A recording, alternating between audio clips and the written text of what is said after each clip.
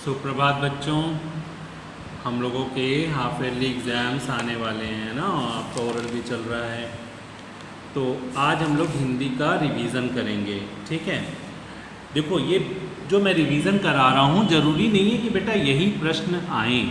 आपको एक तरीका बताया जा रहा है कि इस तरह का प्रश्न पत्र होगा, ठीक है। ऑब्जेक्टिव जो थे वो मैंने पिछली बार जो हम लोगों ने टेस्ट पेपर दिया उसमें ऑब्जेक्टिव क्वेश्चंस तो हम लोगों ने कर लिए थे, वो आपको पता है। सब्जेक्टिव पेपर किस तरीके का आएगा वो मैं आपको पैटर्न बता रहा हूँ, ठीक है। इसको भी याद करेंगे और अलग से भी किताब में पढ़ाई करेंगे, ठीक। तो चलिए आप अपनी हिंदी की कॉपी खोल लीजिए। यहाँ पर सबसे ऊपर लिखेंगे पुनरावृत्ति अभ्यास अर्धवार्षिक परीक्षा के लिए। पुनरावृत्ति अभ्यास अर्धवार्षिक परीक्षा के लिए, ठीक। अब देखो पहला प्रश्न, निम्न प्रश्नों के उत्तर दो। मैंने इनके उत्तर नहीं लिखे हैं, ये उत्तर आपको याद करके अपनी कॉपी पे करना है। याद रहे, ध्यान में रखिएगा बात कि इन प्रश्नों के उत्तर को आपको याद करके करना है, देख करके नहीं लिखना बेटा, ठीक है। पहला प्रश्न, अमीना क्यों उदास थी। दूसरा प्रश्न, बालक अपनी इच्छा किस प्रकार प्रकट करता है। गर्मियों में पेड़ से क्या फ़ायदे हैं। गाने की आवाज़ सुनकर जॉन ने क्या सोचा। वह लंदन में जाकर क्यों रहने लगा, ठीक। ये 5 प्रश्न हैं। इन 5 प्रश्नों को याद करके, याद आपको सारे प्रश्न करने हैं।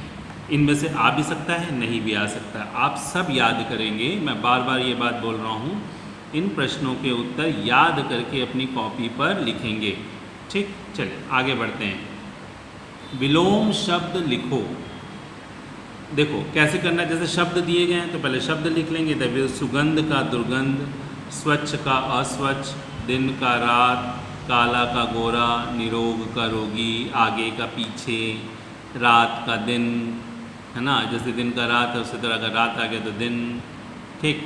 फिर ऊपर का नीचे, तो इस तरह के विलोम शब्द, ये तो आपको पता है विलोम शब्द उल्टे शब्द, ठीक है। अगला देखो, अब देखो अपनी पाठ्य पुस्तक से कोई एक कविता लिखो।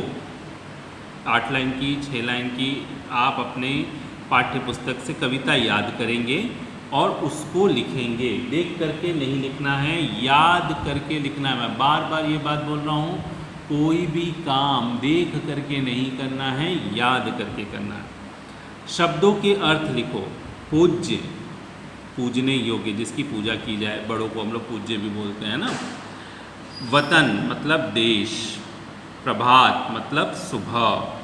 स्नेह मतलब प्यार। तस्वीर मतलब फ़ोटो। इस तरह से और भी बहुत सारे शब्द होंगे, जैसे सुधा मतलब अमृत, और भी बहुत सारे शब्द होंगे जिन्हें आप याद कर सकते हैं उनके अर्थों को, ठीक है।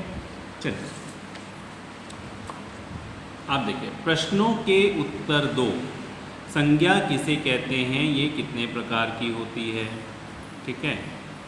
लिंग किसे कहते हैं, आगे प्रश्न पूछा जा सकता है। स्त्रीलिंग किसे कहते हैं, पुल्लिंग किसे कहते हैं, आप वो तो आपको सब याद करना है। इन प्रश्नों के उत्तर याद करके आपको लिखने हैं, ठीक है। यहाँ लिंग बदलना है, ठीक है। मतलब यहाँ पुल्लिंग शब्द दिए गए हैं और उनको आपको स्त्रीलिंग शब्दों में बदलना है। जैसे ये सुनार है तो सुनार का क्या हो जाता है, सुनारिन होता है ना।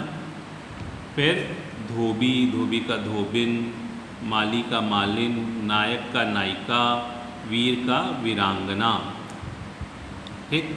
आगे देखो, दी गई संख्याओं को शब्दों में लिखिए। ये 72 है, 56, 61, 89, 92, लेकिन नहीं, ऐसे नहीं लिखना है। ये आपको हिंदी के शब्दों में लिखना है। जैसे ये 72 को हम लोग हिंदी में 72 बोलते हैं, 56 को 56 बोलते हैं, 61 को 61 बोलते हैं, 89 को 89 बोलते हैं, 92 को 92 बोलते हैं। जैसे आप याद कर लेंगे, आपकी जो उसमें है वो 51 से लेकर 100 तक है। 51, 52, 53, 54, 55, 56, 57, 58, 59, 60, 61, 62, 63, 64, 65, 66, 67, 68, 69, 70, 71, 72, 73, 74, 75, 76, 77, 78, 79, 80, 81, 82, 83, 84, 85, 86, 87, 88, 89, 90, 91, 92, 93, 94, 95, 96, 97, 98, 99, 100। ठीक, ऐसे आपको याद कर लेना है सारी हिंदी की गिनती को। ठीक, याद होना चाहिए ना। इसको पढ़ लेंगे बेटा, इस प्रश्न पत्र को हल करेंगे, याद करके करेंगे। ठीक है, और बाकी अपनी पूरी थोरोली स्टडी करेंगे, पूरा पढ़ेंगे, आप कहीं से कुछ भी नहीं छोड़ेंगे। ठीक है, सब याद करेंगे। ओके, जो आपको सिलेबस के अकॉर्डिंग आपको जो चैप्टर्स दिए गए हैं उनको सब याद करना है। चलिए फिर अब हम लोग नेक्स्ट क्लास में मिलेंगे बेटा, तब तक के लिए बाय।